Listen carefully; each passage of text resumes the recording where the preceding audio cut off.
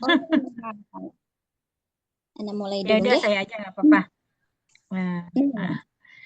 Bismillahirrahmanirrahim. Assalamualaikum warahmatullahi wabarakatuh. Innal Waalaikumsalam. hamdalillahi nahmaduhu wa nasta'inuhu wa nastaghfiruhu wa na'udzu billahi min sururi anfusina wa min sayyiati a'malina may yahdihillahu fala mudhillalah wa may yudlil fala hadiyalah. Asyhadu an la ilaha illallah wahdahu la syarika lah wa asyhadu anna Muhammadan abduhu wa rasuluhu nabiyya ba'da. Rabbi sirli sadri wa yassirli amri wa uqdatam min lisani yafqahu qouli. Alhamdulillah, Alhamdulillah segala puji bagi Allah karena rahmatnya kita dapat berkumpul ya di hari Rabu. Insya Allah kita akan dibersamai oleh Ustazah kita, Ustazah Safinatun Nazah. Alhamdulillah, sedikit saya bacakan profilnya beliau ya, sahabat semua. Tak kenal maka tak sayang ya, Masya Allah. Sebentar ya. Hmm, baik. Bentar. Hmm. Nama beliau adalah Safinatun Najah Siti Erki atau biasa dipanggil dengan Safina. Tanggal lahir Mojokerto 14 Oktober 1988. Masya Allah. Status menikah. Lalu eh, aktivitas mengajar di offline di Ponpes Ibadur Rahman Mojokerto atau di online di Moisha. Belajar online di Moisha, kelas Kamilan Jama' Hashim, online Itikon wa Tajwid, online di tasbih kelas Qiraat Subah, Doro Ilmu Tajwid Fawasil, pekerjaan, mengajar, dan ibu rumah tangga. Moto hidup, tuntutlah ilmu untuk kehidupan duniamu dan akhiratmu, karena menuntut ilmu adalah kewajiban bagi setiap muslim. Masya Allah, Masya Allah. Keren ya moto hidupnya. Semoga kita bisa mengikuti dan bisa menerima ilmu-ilmu yang beliau ajarkan kepada kita. Masya Allah, Masya Allah. Baik, untuk tidak memperpanjang waktu, kita persingkat ya. Kami persilakan Ustazah kesayangan kita untuk memaparkan materinya. Tafadholi Maskura Ustazati. Masya Allah, tabarakallah. Jazakillahu khairan. Ya, insya Allah. Hai, jazakillah kalau kasih Ustazati. Nah, buka dulu ya. Ana mulai dulu. Nggih. Bismillahirrahmanirrahim. Alhamdulillahirabbil alamin. Wassalatu wassalamu ala asrafil anbiya'i wal mursalin wa ala alihi wa sahbihi ajma'in. Amma ba'd. Alhamdulillah pada pertemuan awal ini ya,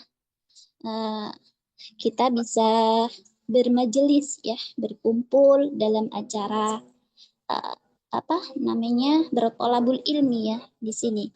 Semoga dalam pertemuan hari ini itu bisa membuahkan pahala ya bagi kita semua dan menjadikan penghapus dosa dan juga pengangkat derajat di hadapan Allah Subhanahu wa taala. Tadi sudah dijabarkan ya sedikit profil ya untuk Ana. Ana domisili di Mojokerto ya. Pernah dengar Mojokerto? Pernah Ustazah. Masya Allah ya. Nah di Mojokerto di Jawa Timur gitu ya. Kalau misalnya boleh ke Mojokerto atau Jawa Timur boleh mampir. Masya Allah ya. Kita di sini membahas tentang modul ya, modul fashatul lisan, riyadhatul lisan di sini. Ini mengacu pada fashatul lisan ya. Awalnya Ana bingung kemarin itu mau ngajar apa gitu. Jadi coba deh buku ini boleh nggak untuk diajarkan gitu. Alhamdulillah di sini Ana membuat buku ya. Sudah Alhamdulillah sudah ditashih juga sama Ustadz Yahdi ya untuk modul riyadhatul lisan ini. Di sini Ana susunnya itu tidak banyak materi ya, tidak banyak materi yang diajarkan karena ini difokuskan untuk riyadhatul lisan. Jadi untuk melatih fasahatul lisan antuna. ya, karena ada perbedaan ya, ada perbedaan jalur. Jadi di sini kita fokuskan untuk di fasohat tulisan ada 138 kalau nggak salah ini ya untuk modulnya ya. Iya Ustazah, sahih. Nah, dari sini yang di awal ini kita pelajari dulu bab awal ini tentang pemilihan mushaf ya. Ini nggak ditampilin ini. Pada bab awal ini ya kita belajar tentang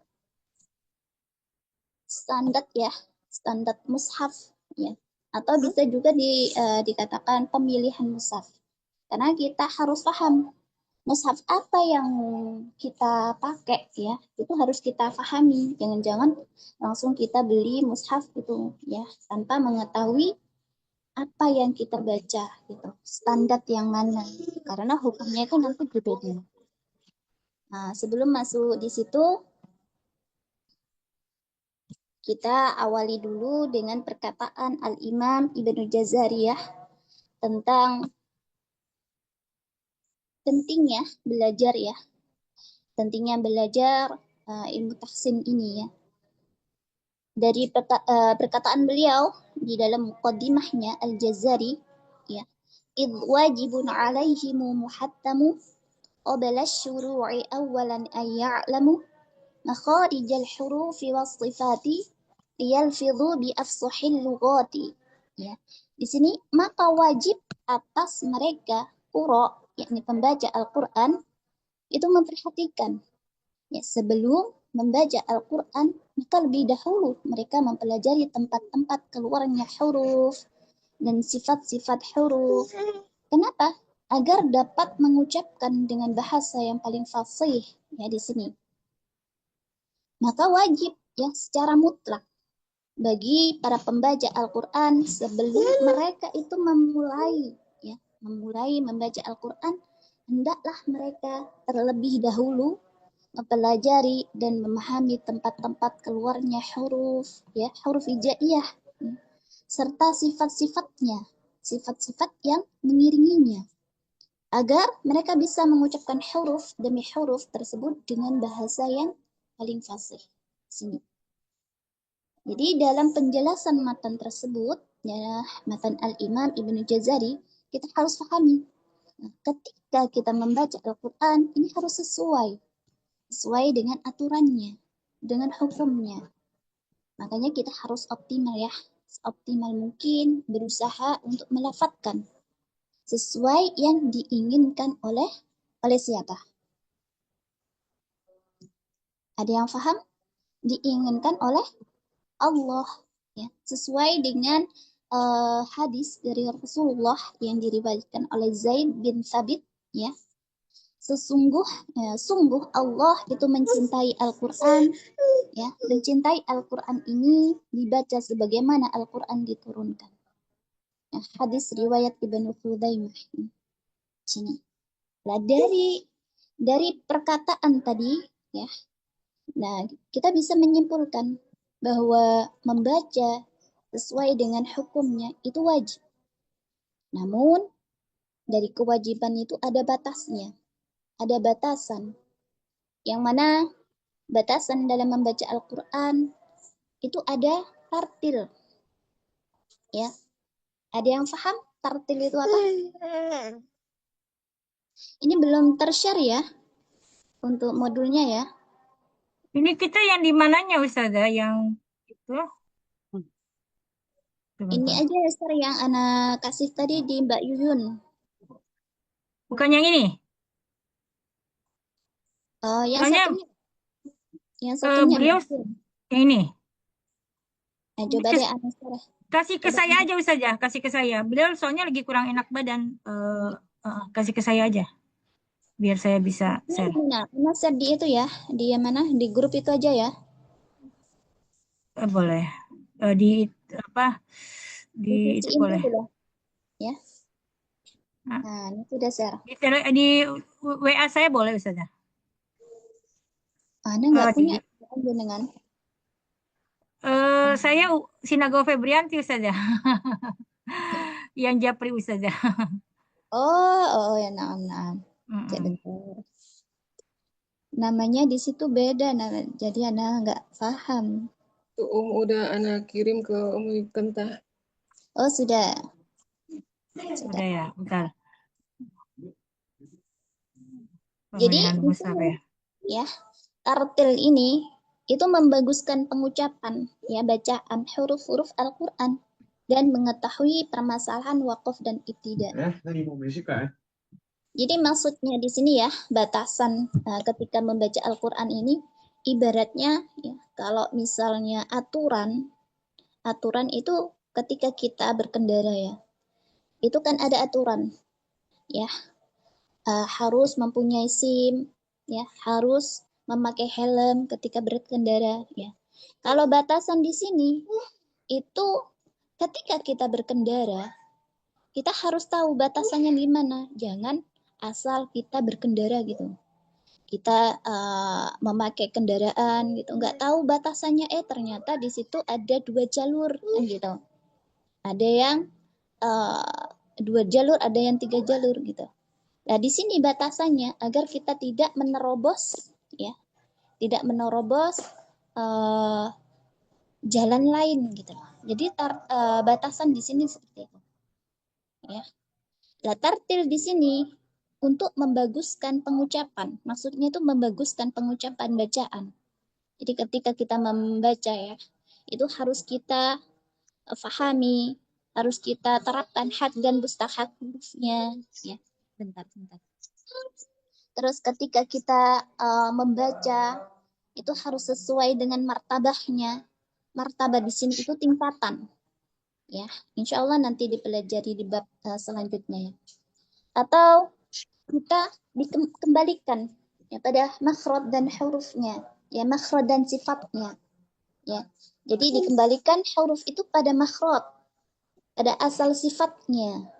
Jadi kita nggak sembarang kita melafatkan huruf ya tanpa kita ketahui, tanpa kita batasi ya dengan adanya tempatnya.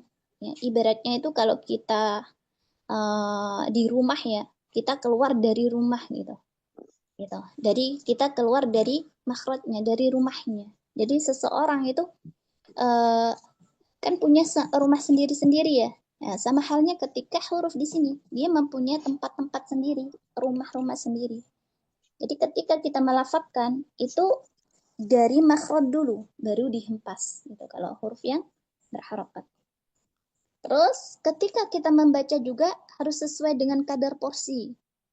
Porsi zahirnya, sesuai dengan wazannya, sesuai dengan intonasinya, ya. Itu sudah dijabarin, sudah dikasih tahu hukumnya ya di sini. Terus memperbaiki lafaz-lafaznya. Jadi nggak sembarang kita mengucapkan huruf ya a dengan a gitu, enggak. Lafaznya diperbaiki ya, sesuai dengan lahjah Arabi gitu. Dari sini berarti Al-Quran ini harus dibaca dengan tajwid yang sahih ya? Iya. Ya. Jadi menukil perkataan ulama ya besar di sini Abu Amr Ad-Dani tentang bacaan yang benar, karakteristik yang benar. Gimana sih cara bacanya? Ya, tajwid itu bukan membaca seperti orang yang sedang bergumam ya, tanpa kita batasi seperti orang yang bergumam, itu nggak boleh. Kayak orang mengunyah daging itu nggak boleh. Atau dengan merubah bentuk mulut itu nggak boleh. Karena di sini sudah diketahui bahwasanya ketika kita melafadzkan itu harus sesuai dengan makhrajnya, ya. Jadi nggak boleh campur aduk gitu ya. Atau membelok-belokkan rahang, ini juga nggak boleh. Merintih-rintih, ya, itu nggak boleh juga. Atau ketika membaca itu dengan melar, terutama pada tasydid ya, membaca tasydid dengan melar atau bisa disebut dengan tamtiq, ya. Asya nggak boleh, asya gitu nggak boleh ya.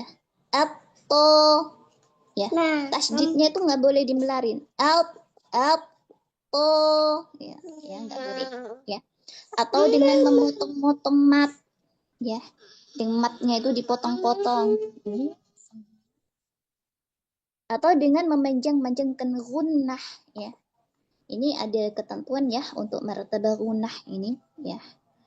Atau dengan berlebihan dalam menebalkan huruf, ya, itu nggak boleh juga. Karena ada kadarnya, ada tingkatannya, ya. Ada maratibut, ya, ada maratibul gunnah, ada maratibut tafhim, ya. Ada ketentuannya di situ. Jadi gimana? Ya bacalah sesuai ya dengan tabiatnya yang diingini, ya. Tabiatnya siapa? Lisanul Arabi, ya. Tabiatnya lisan orang-orang Arab. Nah, yang fasih di sini ya. Yang fasih itu yang pada apa? Masanya Nabi Muhammad ya, Rasulullah dan para sahabat itu masih fasih ya. Masih afsah ya, bukan yang sekarang tabiat lisanul yang sekarang ya. Gitu. Ya bagaimana caranya ya, kita harus belajar di sini ya. Jadi jangan sampai ketika kita melafadzkan ya dalam bertilawah itu ada kesalahan ya. Makanya kita di sini harus belajar. Dan batasan yang kedua itu tentang riwayah. Jadi ada kaidah ya tentang riwayah ya. Ada batasan tentang riwayah.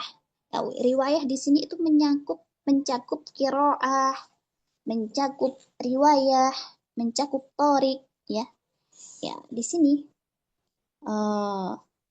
pernah paham? Pernah tahu tentang qiraah?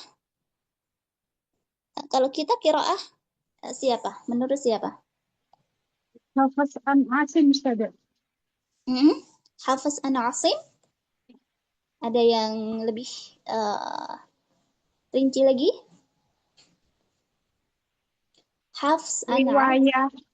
min torik Satibiyah. Kita harus ya qiraah kita yang kita baca, yaitu tadi batasan. Jangan sampai kita mengambil jalur lain. Ya, kita harus pahami. Kita mau baca apa ya? Qiraah apa gitu. Pada jalur siapa? Karena qiraah itu kan banyak ya. Kalau Imam Asim itu dari mana? Dari Kufah. Ya. Jadi qiraah itu kan ada dari Madani, dari Basrah, dari Syam, dari Kufah, dan juga dari Makki. Nah, kalau kita itu mengambil qiraahnya Ana Asim ya. Asim Al-Kufi dari Kufah. Gitu. Lah, qiraah Asim di sini itu ada dua riwayah. Ya, ada dua riwayah. Yakni riwayat Syu'bah dan juga Hafs. Nah, kalau di Indonesia ini terkenal dengan Hafs ya. Ini harus difahami ya. Agar kita itu paham batasan mana yang kita terapkan, yang kita aplikasi gitu. Jadi kita memakai Asim ya, memakai Asim Al-Kufi. Ini kalau namanya ya. Itu Asim bin Bahdalah Abi Najud Al-Asadi Al-Kufi. Biasanya dipanggil ya, lebih terkenal itu dengan Asim Al-Kufi gitu. Kalau nama lakopnya itu Abu Bakar. Ya, beliau ini merupakan pemilik sanad tertinggi dibanding imam dari Kufah lainnya. Ya. Dan beliau ini mengambil bacaan dari Abu Abdurrahman As-Sulami.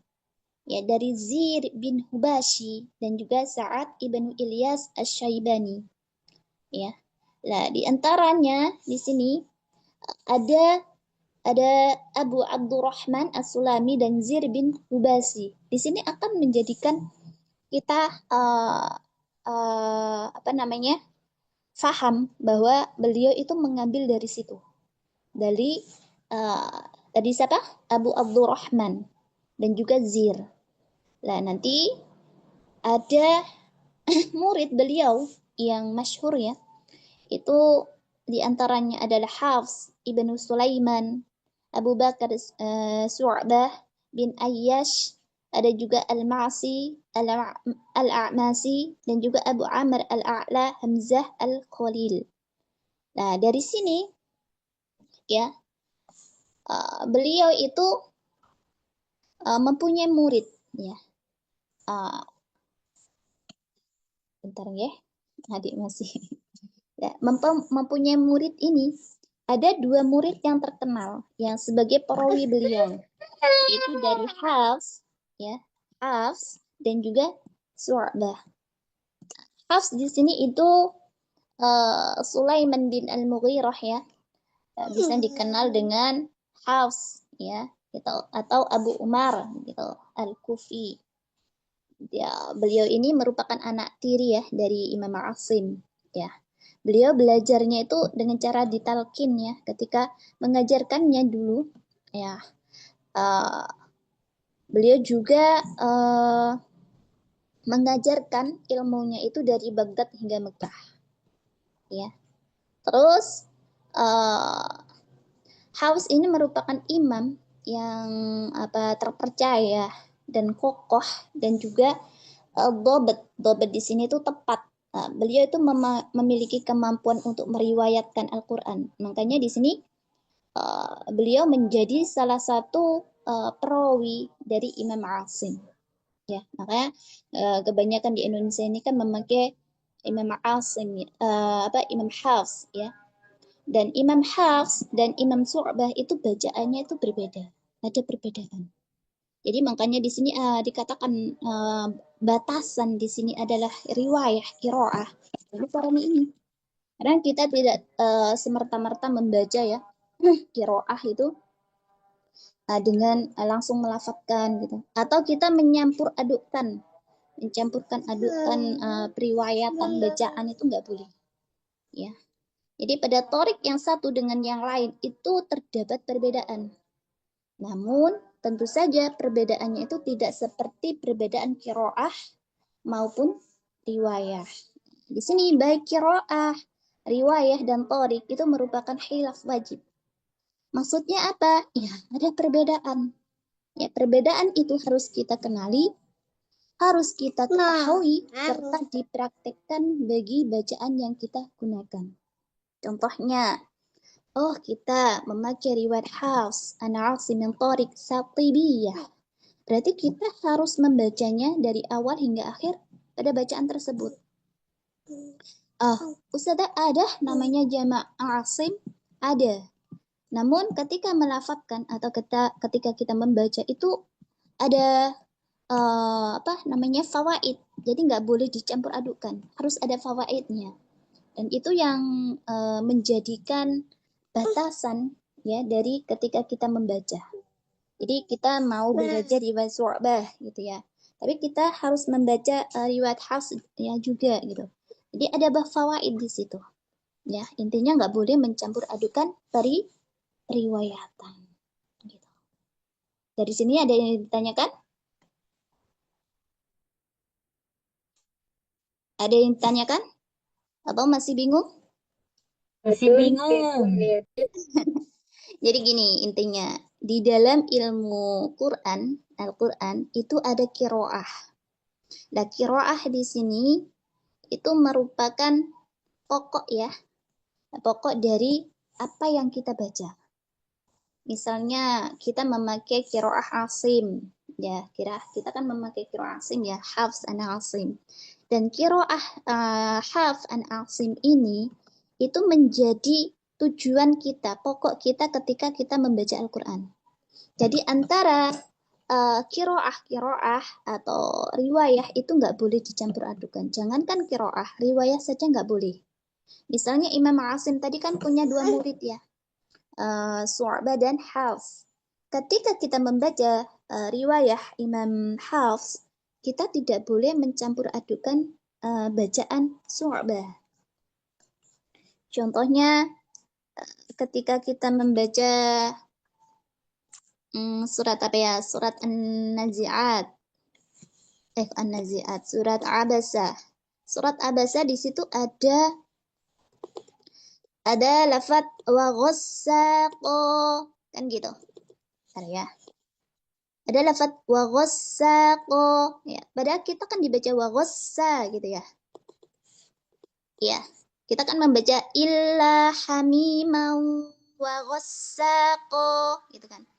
Nah, pada riwayat Syu'bah itu dibaca dengan wa ghasaqo dengan tahfiful sin. Jadi sinnya itu tidak bertasydid. Nah, ketika kita membaca Imam Hafs ya, riwayat Hafs, itu jangan sampai kita membaca dengan wa ghasaqo gitu. Nah, kita nanti berubah jalur. Jadi ibaratnya kalau naik sepeda motor itu yang tadinya kita melalui jalur kiri, ternyata kita menempati jalur kanan. Ya, bisa ketabrak kan gitu. Paham? Paham nggak? Ya Allah. Paham, Ustazah. Nah, lagi selanjutnya kita lihat di layar. Di layar bisa bisa itu cubit ya kalau misalnya kurang besar. Di situ ada bab ya pemilihan mushaf. Ya, ada mushaf cetakan Madinah. Ada mushaf cetakan Indonesia. Ada juga anak tambahin yang bawah itu cetakan Maghrib. Ada beberapa mushaf ya. Enggak anak cantumkan di sini banyak. Cuma anak ambil beberapa contoh aja. Ternyata penulisan mushaf itu berbeda-beda. Ya.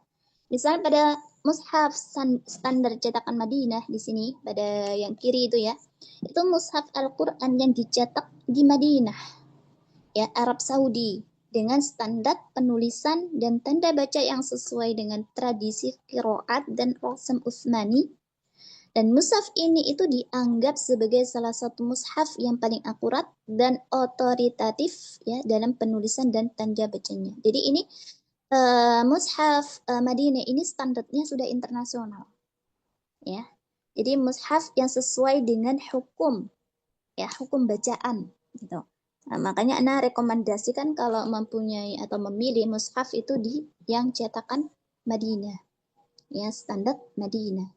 Untuk yang selanjutnya yang hijau itu ya, itu mushaf cetakan Indonesia. Ini dicetak di Indonesia dengan standar penulisan dan tanda baca yang disesuaikan dengan kebutuhan dan tradisi baca Al-Qur'an di Indonesia. Ini biasanya diterbitkan oleh Departemen Agama, Depak ya. Ya, khusus untuk rakyat Indonesia ya. Ini digunakan secara luas ya di Indonesia. Sedangkan yang di akhir itu Maghrib ya. Cetakan mushaf Maghribi. Coba diteliti lagi. Apa sih perbedaan di situ? Bisa dibesarin nggak ini Umu? Ana cubit-cubit kok nggak bisa besar ya. Ini bisa. Iya, coba dilihat. Yang lain kalau pengen penasaran itu ada apa saja sih di situ? Gitu. Perbedaan, Ustazah. Iya, ada perbedaan dalam rosem. Awesome. Ya, dari rosem. Jadi di sini tuh tujuannya sama sih ya, untuk menyajikan teks Al-Qur'an yang akurat dan dapat dipercaya, namun memiliki perbedaan dalam penulisan. Ya, dalam tanda baca yang disesuaikan dengan tradisi dan kebutuhan masing-masing. Ya, ayo kita kupas satu-satu. Pernah itu berpikir kenapa kok mushaf kita itu beda-beda gitu? Ada yang pernah bingung habis baca Quran ini kok tulisannya gini sih? Yang satu ini gimana nih tulisannya? Kok beda gitu? Pernah nggak? Pernah, Ustazah. Pernah, Ustazah. Cari dong kalau ada apa namanya? Ada sesuatu yang bikin penasaran itu. Berbeda. Nah, Coba kita kupas. Kalau di dalam riwayat Hafs an Asim yang Tariq Satibiyah itu pada surat Al-Fatihah itu ada berapa? Ada berapa ayat? 7. 7, Ustazah. 7 ya. Ini sepakat para ulama dalam madhab adul ayah dalam jumlah perhitungan ayatnya itu ada 7. Namun berbeda dalam akhir ayatnya itu berbeda, ada perbedaan. Kalau pada madhab ya kufi ya itu ada 7, yang mana diawali dengan basmalah. Basmalah. Coba di ituin aja ya, nggak bisa dibesarin. Ya bentar ya, bisa nggak? Bisa. Bisa. Bisa, tapi itu apa namanya nggak bisa semuanya Ustazah. Nggak apa-apa, kepotong nggak apa-apa. Ya pokoknya bisa dilihat di situ. Kita bedakan antara mushaf Depak dengan Indonesia, Depak dengan Madinah aja. Ya, coba dibesarin sedikit pada basmalahnya juga. Udah. Nah, dari situ bisa dilihat pada lafaz bi. Nanti kalau misalnya kurang paham atau itu nanti bisa ditanyakan ya. Coba pada lafaz bismi. Sama nggak penulisannya? Beda Ustazah. Bedanya gimana? Ini Kalau kok bismi hamzah wasal hilang sih. hilang. Bisminya sama. Tapi begitu Allahnya. Lafaz Allahnya hamzahnya wasalnya beda ya. Iya. Bisminya sama. Bismi. Sama di situ. Astagfirullah, ya Allah. Jadi kalau bismi di situ sama, ya masih bentar itu lagi, ya. Jadi bismi di situ sama. Yang beda di hamzah wasal ya. Nah, hamzah wasal pada penulisan Depak itu tidak ada tanda kepala huruf shadnya. Sedangkan pada Rasm Madinah itu ada kepala huruf shad. Ya. Itu. Jadi ada apa namanya? Ada perbedaan di situ. Ya. Kalau pada Rasm Depak itu tidak ada kepala shadnya. Tapi kalau yang standar Madinah yaitu ada kepala huruf shad. Ya. Ada yang tahu perbedaan antara hamzah dengan alif? Beda nggak? Kalau alif tidak menerima harokat ya, huruf mad. Kalau hamzah wasal saat waqaf saat tidak mungkin dibaca ya, tapi saat wasal itu tidak dibaca. Gini. Jadi gini ya. Antara alif dengan hamzah ya. Aslinya itu sama. Ini ya bentar. Jadi antara alif ya dengan hamzah wasal itu sama. Ya. Perbedaannya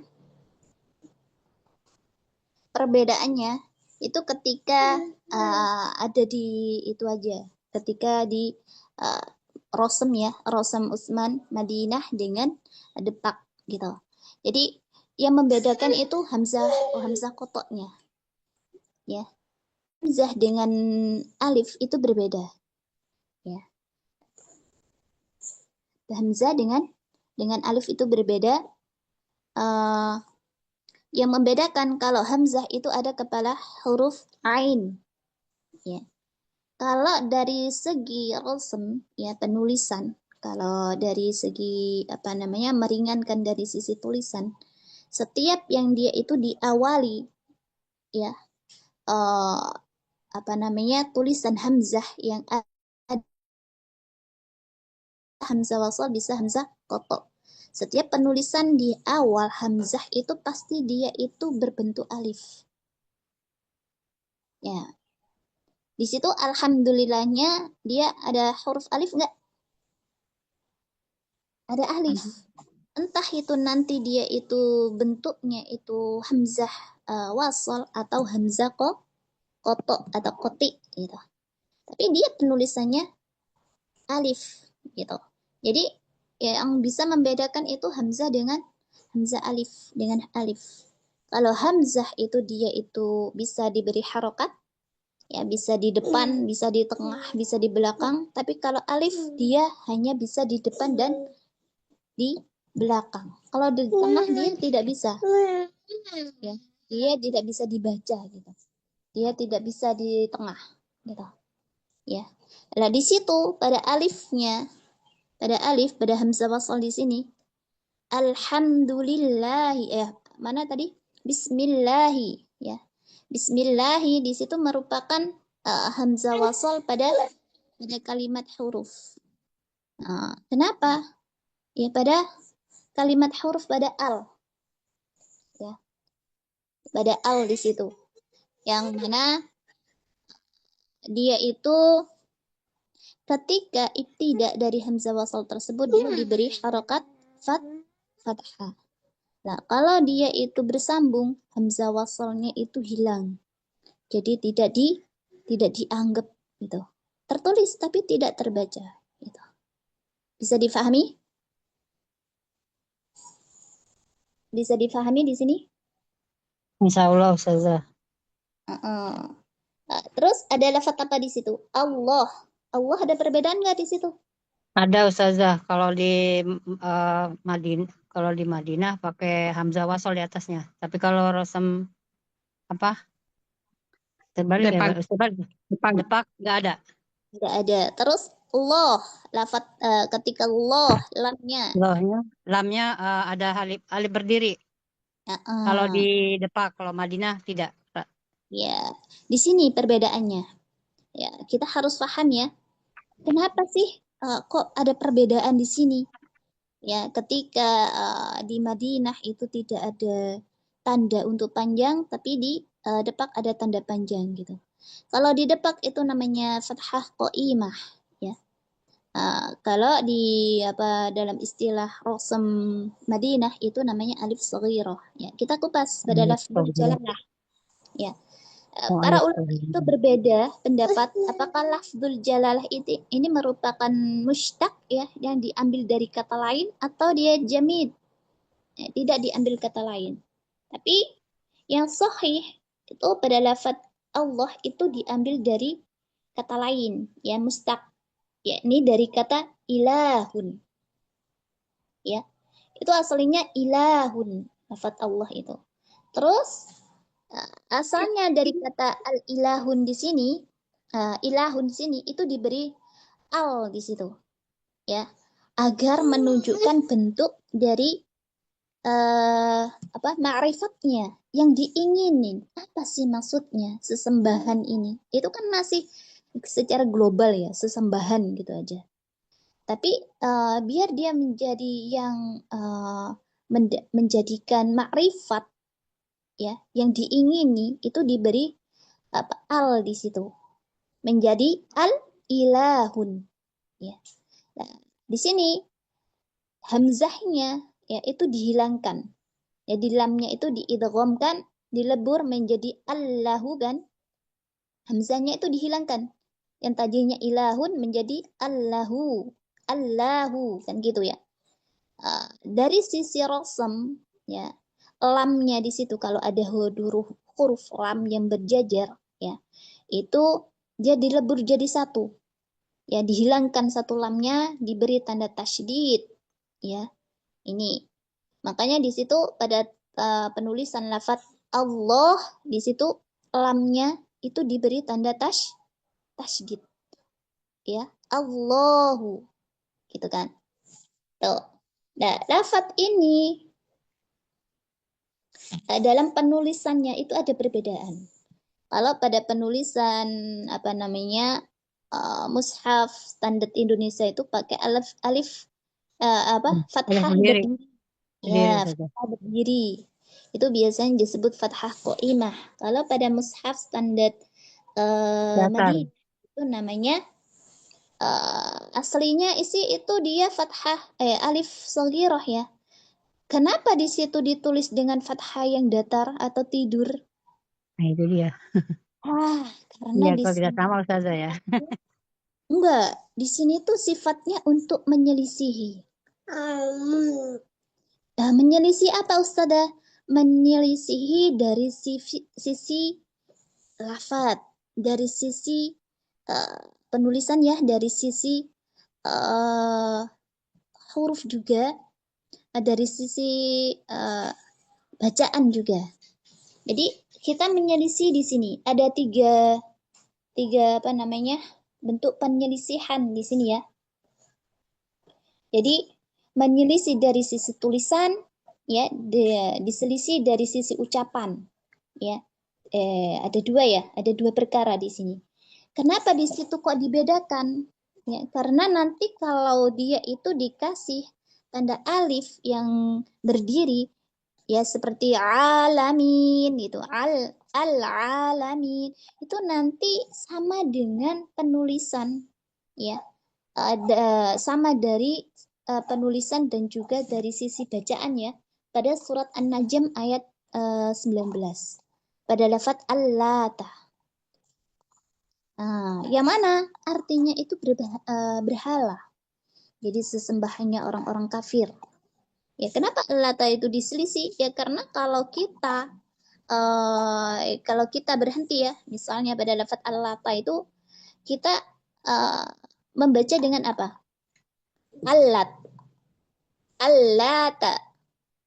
Ya, bisa dilihat yang bawa mushaf pada surat An-Najm ayat 19. Itu ada lafaz Al-Lata yang mana di situ ada tak taknis. Tak ya.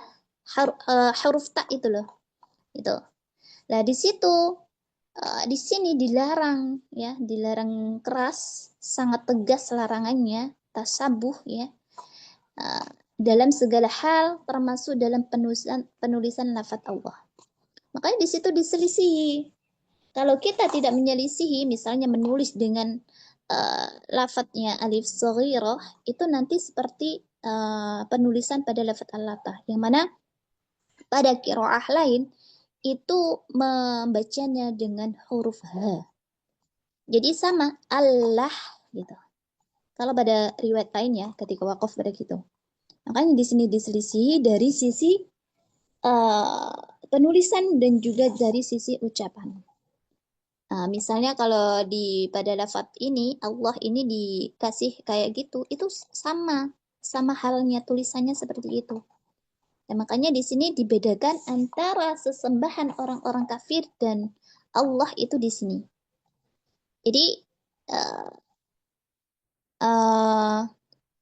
pada sebagian qiraah itu ketika waqaf itu menjadi ha, sehingga dibaca dengan Allah tipis lah. Makanya di situ lamnya itu kita tebalin dengan tafhim ya, ketika dia itu berharokat dhammah atau fathah gitu.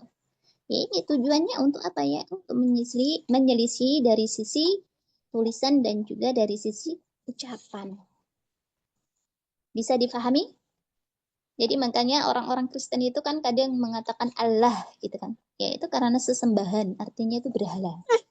Gitu. Okay. Ada yang ditanyakan di sini sebelum masuk ke lain? Ini saja, ini maksudnya, tetapi apakah menjadi permasalahan Ustazah ini antara cetakan Madinah dan Depak? Soalnya ini kan berbeda Ustazah ya. Kalau di Madinah kan datar, sedangkan kalau di Depak kan berdiri. Itu kadang-kadang kalau misalnya kita belum belajar kan pasti bingung Ustazah ya. Jadi kita lanjutkan. Jadi untuk bentuk ya, untuk bentuk ini lafaz di sini itu kalau yang dia itu yang dari Rosem Depak itu coba dilihat pada lafaz bil alamin ya. Itu namanya fathah qaimah. Ya. Namanya fathah qaimah. Nah, fathah qaimah di sini itu bentuknya itu alif berdiri tegak gitu. Jadi alif yang tegak berdiri yang tertulis dalam rosem, dia itu sebagai rosem ya, sebagai batang huruf. Ya, yang sifatnya itu sebagai wahyu, yang mana dibaca dengan dua harokat. Ini standar penulisan rosem depak yang tadi sudah dijelaskan untuk memudahkan Antuna itu untuk membaca gitu. Ya, itu alif apa? Berdiri namanya? Mat Ustazah. Bentar. Fathah qaimah ya. Jadi Fathah qaimah. jadi bentar ada kesalahan deh. Jadi kalau fathah qaimah di sini itu yang fathah yang berdiri ya. Ini untuk dibaca itu dia dua harokat ya. Nah, fungsi di sini antara fathah qaimah dengan alif shaghirah. Kalau alif shaghirah itu bisa dilihat pada lafaz bil alamin di mushaf depak di mushaf Madinah. Coba dilihat. Beda enggak? Kalau Beda yang Ustazah, ada alif berdiri Ustazah di depan huruf ainnya. ya, jadi Dan yang di alif atasnya itu sebelah alifnya ada hamzah wasal itu ya Ustazah. Yang kayak short itu ya. Iya, kita nggak melihat hamzah wasalnya, kita lihat a. Kita lihat a. Pada a itu kan antara Mosul Depak dengan Madinah beda ya. Kalau Depak dia itu berdiri di tengah. Jadi fathah kecil ya. Fathah kecil ya, fathah kecil yang berdiri itu berdirinya di tengah. Ini tadi fathah ya, bukan apa namanya, bukan alif ya, fathah. Tapi kalau yang Rosem Madinah itu merupakan alif, ya, alif yang kecil, ya gitu. Nah, kalau yang pada Rosem Utsmani Madinah itu ada dua dobat, ya, ada dua dobat, ada fathah yang tidur, ada juga sebelah kirinya itu ada alif. Alif kecil, namanya alif shaghir. Apakah sama Ustazah fungsinya? Sama-sama dia itu menandakan bahwa dibaca panjang dua harokat. Karena adanya huruf mat yang mana di situ tidak tertulis dalam rosem. Ya, ditandai dengan dobet atau tanda baca alif ya kecil untuk cetakan Madinah dan fathah yang berdiri untuk cetakan mushaf Indonesia.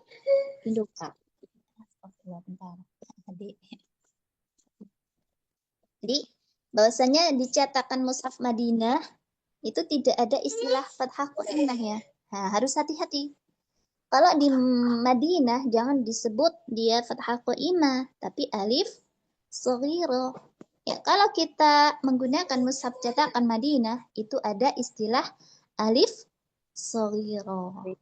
Sedangkan kalau mushaf Depak ya Indopak itu tidak mengenal istilah alif shaghirah, tapi lebih familiarnya itu dengan fathah qaimah. Iya, ini dia fathah yang berdiri gitu. Jadi hanya mempunyai satu dobet di situ. Ya. Ya. Ini perbedaannya kalau dilihat dari sisi penulisan. Coba dilihat dari sisi dobetnya, peletakkan dobetnya, tanda bacanya. Kalau di mushaf Madinah itu ada alif shaghirah, itu letaknya pasti di sebelah kiri huruf. Jadi tidak tepat di atasnya. Ya, dia agak geser ke sebelah kiri sedikit ya. Kemudian masih ada tanda lagi, yakni fathah yang miring. Jadi di sini dia itu mempunyai dua dobet. Nah, adanya dobet alif kecil yang berada di sebelah kiri huruf ini dan juga fathah yang miring itu menandakan bahwasanya di situ dia berharokat fathah. Dia berharokat fathah. Berarti ada dong Ustazah yang dia itu berharokat kasroh dom ada. Nah, nanti bisa dilihat lagi, dicari lagi ya. Ada yang alif shaghirah, ada waw shaghirah, ada ya shaghirah. Biar tidak bertanya-tanya lagi gimana sih ini maksudnya apa ini gitu. Tahu dia dibaca dengan dua harokat, tapi terkadang tidak paham definisinya ini apa, penjelasannya ini apa gitu. Ya. Kalau yang mushaf Indopak itu ada tanda harokat miring. Ya, miringnya fathahnya hilang, dia hanya ditandai dengan fathah qaimah. Ya, jadi di Indo-Baki itu tidak ada harokat miringnya. Jadi adanya fathah qaimah dan dia itu berdiri tegak tepat di atas huruf. Ya, ini kalau dari sisi penulisan. Kalau dari sisi istilah, alif shaghirah itu dicetakan Madinah. Kalau fathah qaimah itu cetakan Indo-Pak. Gitu. Nah, kalau dari sisi hukum Ustadzah ada perbedaan. Ya, maksudnya di sini alif shaghirah tadi kan hakikatnya adalah huruf. Adalah alif. Makanya disebut alif. Sedangkan kalau fathah qaimah itu adalah hakikatnya adalah harokat. Kalau kita menggunakan istilah alif shaghirah ketika dia bertemu dengan huruf yang sukun karena waqaf, maka dia akan menghasilkan hukum. Coba ada nggak huruf contohnya ya? Nggak ada di sini ya. Ini pada lafaz siratu. Ya, ketika waqaf antuna baca apa? Panjang ya? Panjang Ustazah. Panjang Sirot. dia. Harokat. Siratu. Betul. Dia panjang, menjadi hukum mata arid di sukun. Oh, Iya. Benar nggak di situ? Ustazah. Nah, ketika waqaf ya karena di situ ada to yang arid. Sukunnya itu arid. Yang dia itu diibdal, diganti menjadi sukun kan gitu. Sedangkan kalau kita menggunakan istilah fathah qaimah aslinya ya, yang dia itu fathah yang berdiri, aslinya itu tidak akan bisa menjadikan hukum. Kenapa? Karena hakikatnya adalah harokat. Ya, hakikatnya adalah harokat, gitu. Jadi bisa nggak harokat ketika dia bertemu dengan sukun itu menghasilkan hukum? Bisa nggak? Ketika harokat terus dia itu bertemu dengan sukun, bisa nggak? Nggak bisa. Dia tak akan menjadi sukun. Ya, nggak akan menjadi hukum. Coba, na'budu. Ketika dalnya itu diibdal menjadi sukun.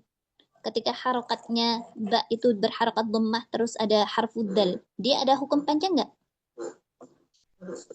Tidak Ustazah. Nah, jadi hakikatnya itu kalau secara hukum menghasilkan hukum atau tidaknya itu pada fathah qaimah yang hakikatnya adalah harokat itu tidak akan bisa menghasilkan hukum. Makanya di sini direkomendasikan untuk memakai mushaf standar Madinah karena sesuai dengan ahkam tilawah, sesuai dengan hukum-hukum ilmu tajwid. Gitu. Bisa dipahami? Insyaallah Ustazah. Jadi alhamdulillahi rabbil alamin. Di situ jangan dibilang ainnya itu enggak panjang, itu panjang. Namun jangan terkecoh. Kalau pada mushaf standar Madinah itu jangan terkecoh ya, sering sekali terkecoh. Ya, udah dikasih tahu bahwasanya pada mat yang tidak bertemu sebab di situ ya. Pada mat tabi'inya ya, pada mat di situ dia ada dua dobat. Ada fathah yang tidur, ada alif kecil gitu ya. Nah, pada alif kecil di situ terkadang itu dia nggak dibaca, tapi dibaca pada harokat lain. Itu hati-hati. Bahwasanya panjang pada mushaf Madinah kalau ada alif shaghirah itu menandakan bahwasanya di situ ada huruf mat yang tidak tertulis pada rosem. Oke. Ar-Rahmanir Rahim. Ma di situ ada huruf mat. Ya. Ada huruf mat yang dia itu tidak tertulis pada rosem, dibaca dengan kadar 2 harokat. Nah, hati-hati. Ya, maliki. Ya, di situ juga ada. Tapi di sini tuh kita harus jeli ya.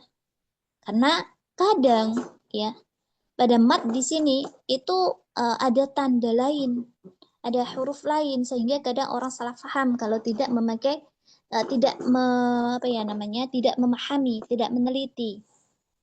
Ya. Contohnya juga ada pada lafaz as-shalah. Contohnya pada surat Al-Bayyinah itu. Yang mana di situ ada huruf alif.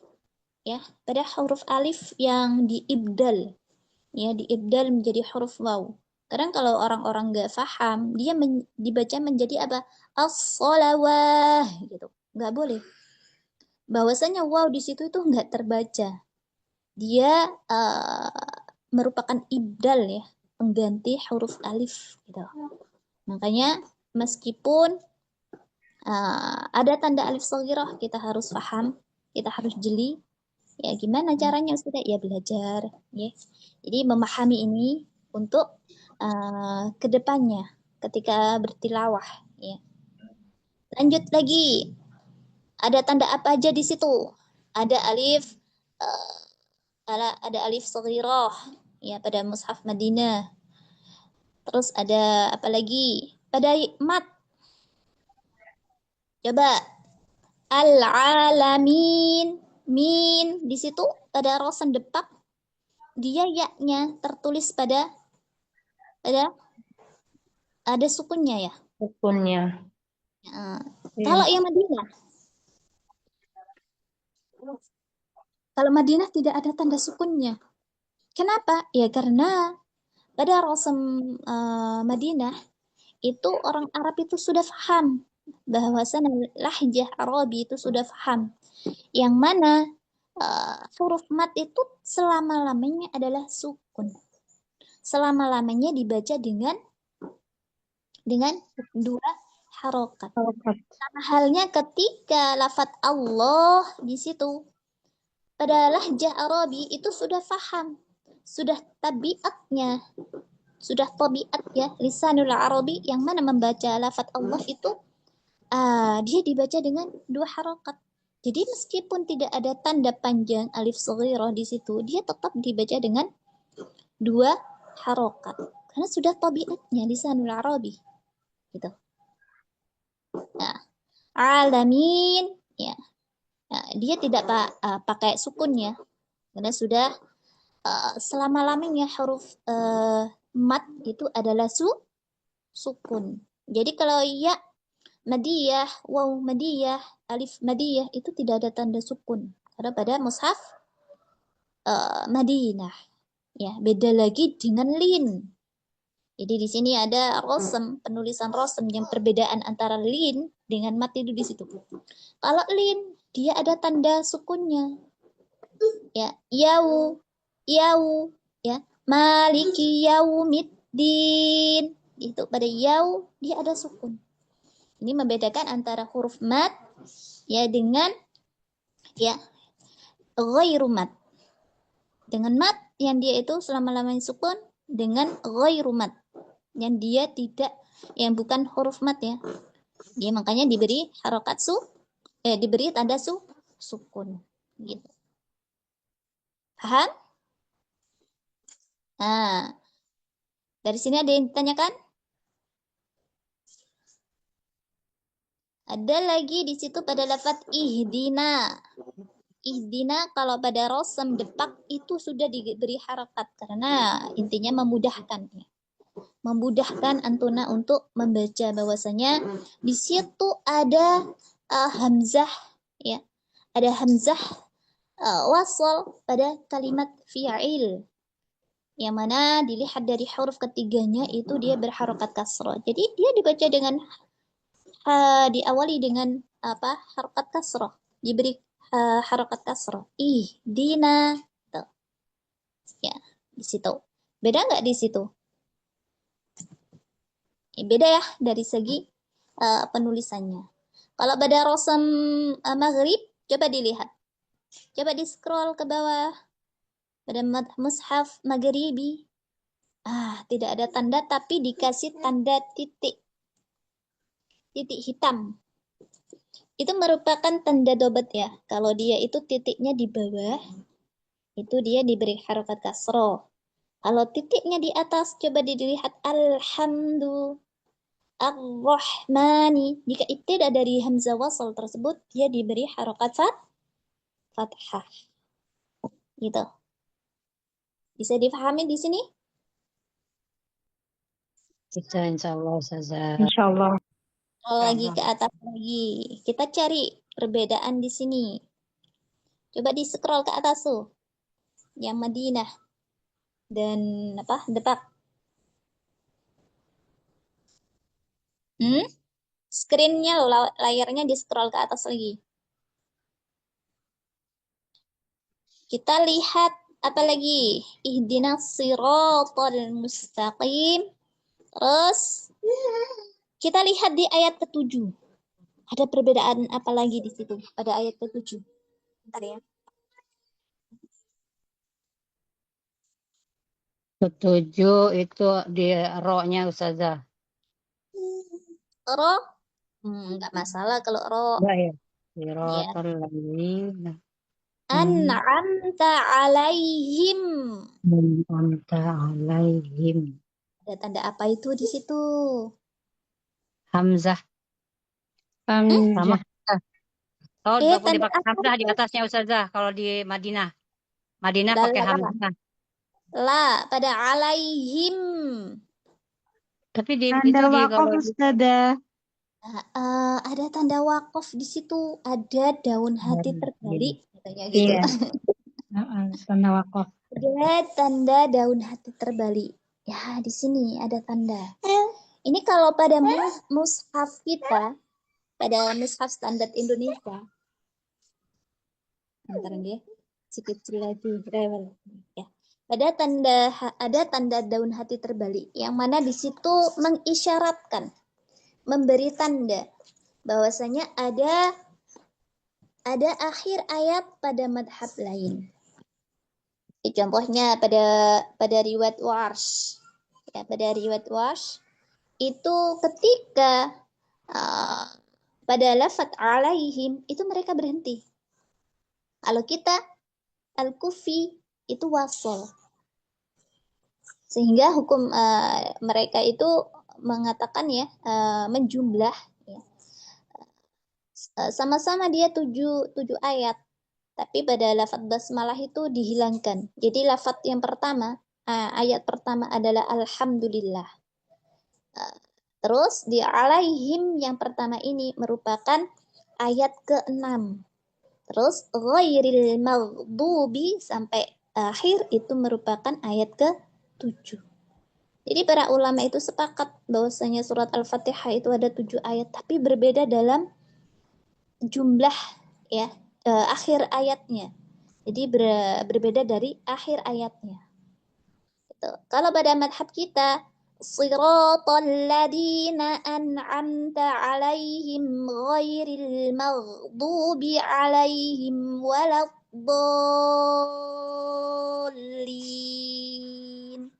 Kita harus wasal.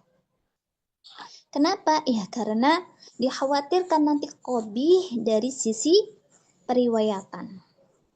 Karena merupakan akhir ayat pada madhab lain, pada lafaz alaihim. Gitu. Jadi di sini itu ada perhitungan ayat ya. Jadi sedikit anak kasih ya materi ini ya. Jadi pada perhitungan ayat itu ada madhabnya. Ya, ada madhab tentang apa namanya adul ay, perhitungan akhir ayat, perhitungan ayatnya.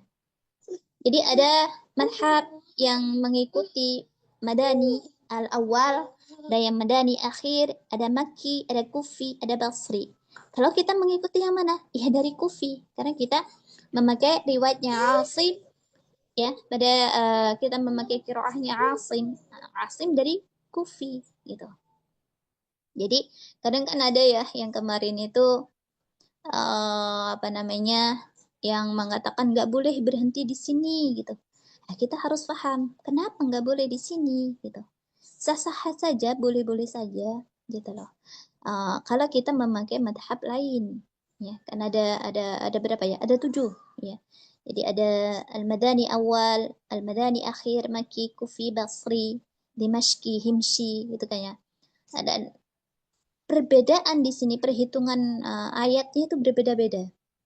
Jadi jumlah perhitungan ayat pada madhab, setiap madhab itu berbeda-beda. Ya, di sini menjadikan letak kenapa sih kok berbeda? Ya, apa sih perbedaannya? Ya, di sini. Ya, Karena pada setiap madhab itu mempunyai riwayat, ya. Nah, ini kebanyakan itu dari Abu Amr Ad-Dani, ya, jalur beliau. Gitu diriwayatkan dari Abu Amr Ad-Dani. Kalau dari Kufiyah itu merujuk pada jalurnya Ali bin Abi Thalib, gitu. Jadi pada setiap madhab itu berbeda-beda. Jadi hati-hati ya ketika kita membaca. Kalau misalnya kita memakai riwayat Hafs an Asim yang Tari Satibiyah, ya kita harus sesuaikan aturan batasan yang sudah ada, ya, dari riwayat Hafs. Pada jalur ini, ya, pada Hafs, pada alaihim itu nggak boleh berhenti. Kenapa ya? Karena bisa kopi dari sisi periwayatan. Boleh nggak Ustazah berhenti misalnya kalau nggak kuat? Ya boleh gitu. Lebih baik itu ya berhenti ke alaihim yang kedua, ya. Ya bisa aman gitu loh. Jadi aman dari sisi kobih, ya, dari sisi periwayatan gitu. Kalau misalnya antuna itu nggak kuat gitu. Beda lagi kalau antuna membaca riwayat Warsh. Beda lagi. Boleh berhenti di alaihim, ya, karena pada jalur beliau ini merupakan akhir ayat, ya, akhir ayat, ya. Tuh. Dari sini ada yang ditanyakan atau masih bingung?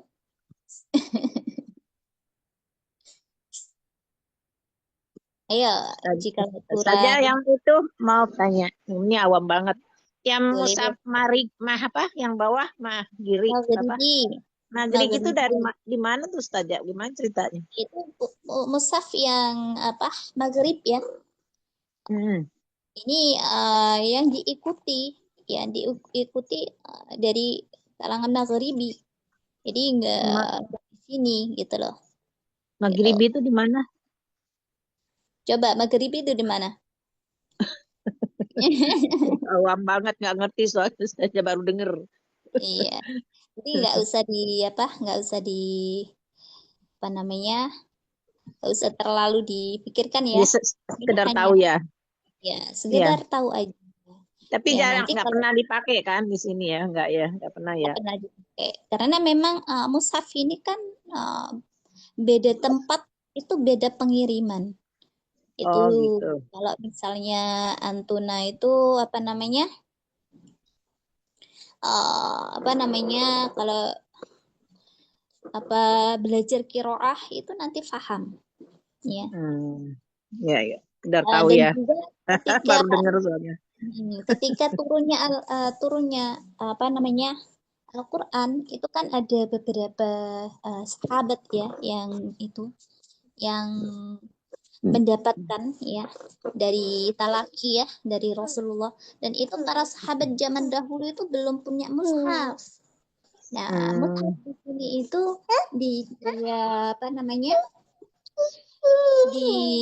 didapat dari itu, daripada sahabat, ya. Habis itu dikumpulkan, ya, terus disebarkan. Kalau yang paling itu yang disebarkan itu mushaf dari Utsman, ya, Utsman bin Affan itu.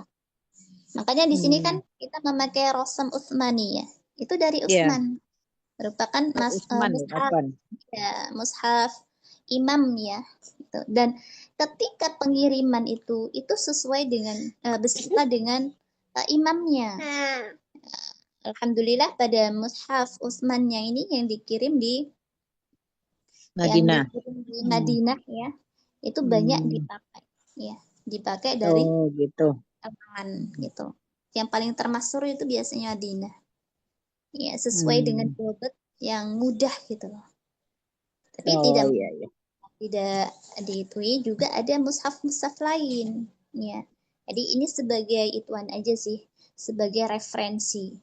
Jadi kalau ada mushaf misalnya kita tak ada mushaf gitu, ketika kita buka, loh kok beda, ya. Kita biasanya misalnya ya surat An-Naba itu ada 40 gitu, ya.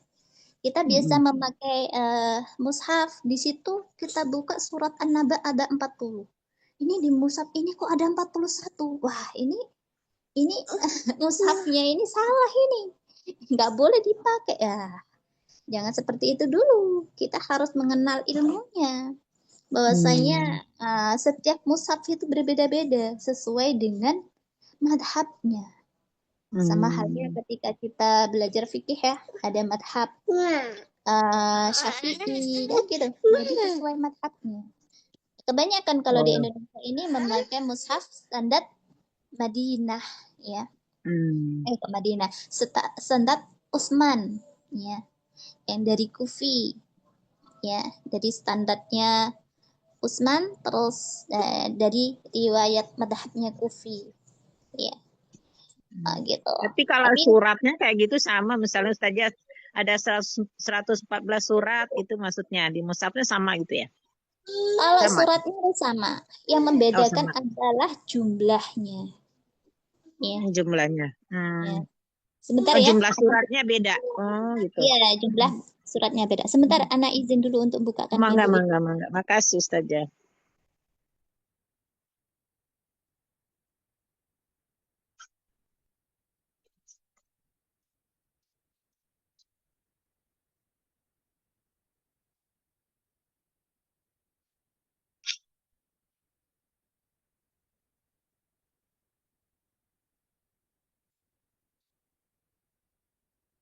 Dari sini ada yang ditanyakan?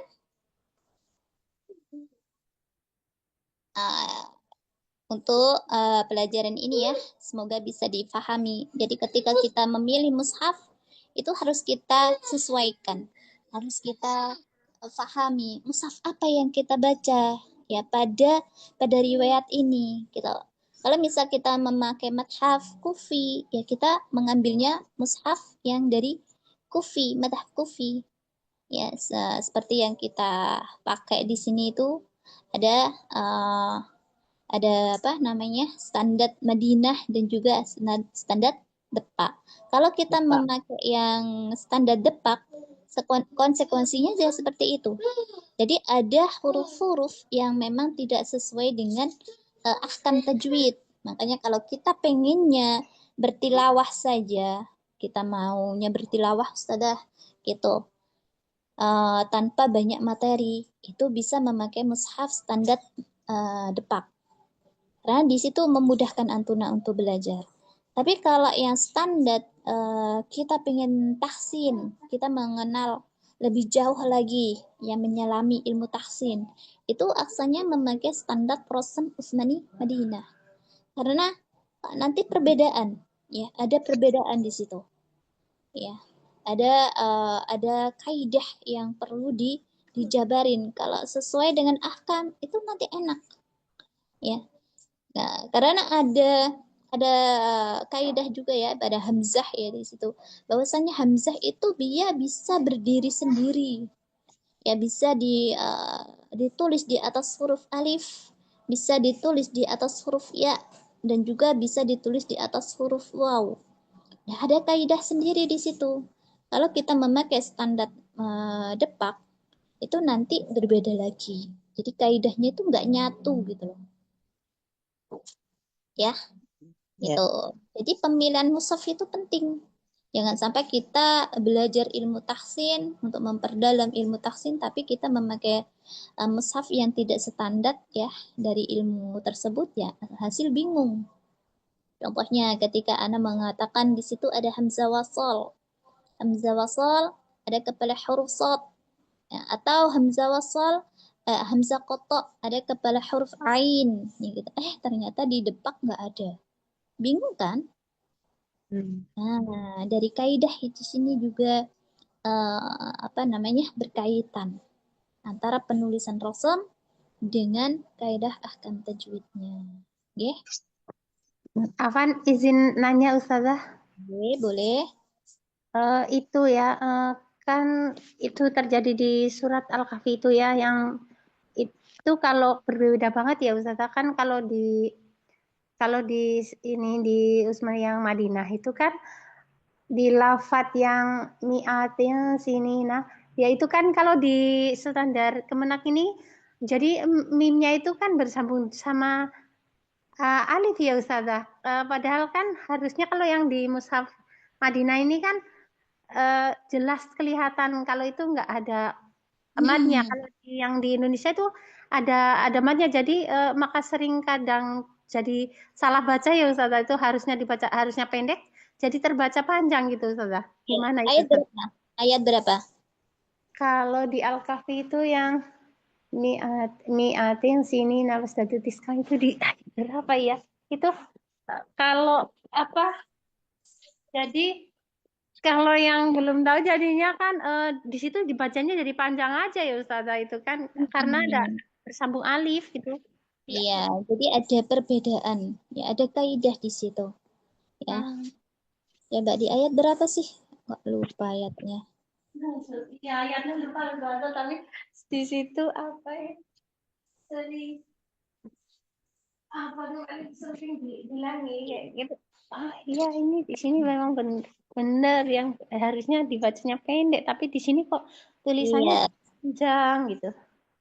di situ ada perbedaan ya. Ada kaidah juga, ada qasar ya, yang mana di situ ada sifar ya. Itu juga mempengaruhi. Nah, makanya kalau standar Indonesia itu kalau dipakai di ilmu tajwid ya, itu sering bertabrakan gitu. Jadi makanya kalau pengennya tilawah ya tilawah saja, itu bisa memakai yang standar Indonesia ya. Tapi kalau pengennya belajar lebih jauh, memahami dari segi rosem, bobot, terus ilmu fawasil, itu bisa memakai yang standar Madinah. Yeah. Terus itu misalnya itu jadi menyalahi nggak itu Ustazah? Harusnya dibaca pendek terus jadi terbaca panjang itu Ustazah. Itu kan tergantung keilmuan Antuna. Jadi bisa nggak memahami di situ? Nah, itu dicari. Ayat berapa sih anak kok nggak ketemu ini? Tergantung itu memahaminya gitu. Ya, awalnya dulu kan belum tahu ya, terus dikasih tahu baru udah dikasih ini harusnya dibacanya ini jangan panjang karena itu enggak itu kalau oh iya ini kan di sini ada mimnya itu bersambung dengan alif gitu. Jadi makanya panjang gitu. Terus ketika udah dikasih tahu itu enggak panjang gitu. Ya, sekarang udah dibaca enggak panjang saja. Coba yang mana sih anak kok nggak ketemu? Coba nanti ya. Surah Al-Kahfi ya? Ya. Al-Kahfi ya, Al-Kahfi. Al-Kahfi. Ayat berapa? Ini sini Ini kalau belum dapat ya pekan depan deh kita itu. Nanti dicari ditandai dulu sudah. Iya, nanti dicari terus kita kupas. Ingat lafadznya aja, nggak ingat ininya ayatnya. Dapatnya nggak ingat ayatnya ya. Baik, nanti ditandai ya. Nanti insya Allah di apa namanya dicari. Ada lagi yang ditanyakan? Wa iyak, amin. Assalamualaikum warahmatullahi wabarakatuh. Waalaikumsalam. Ada lagi yang ditanyakan?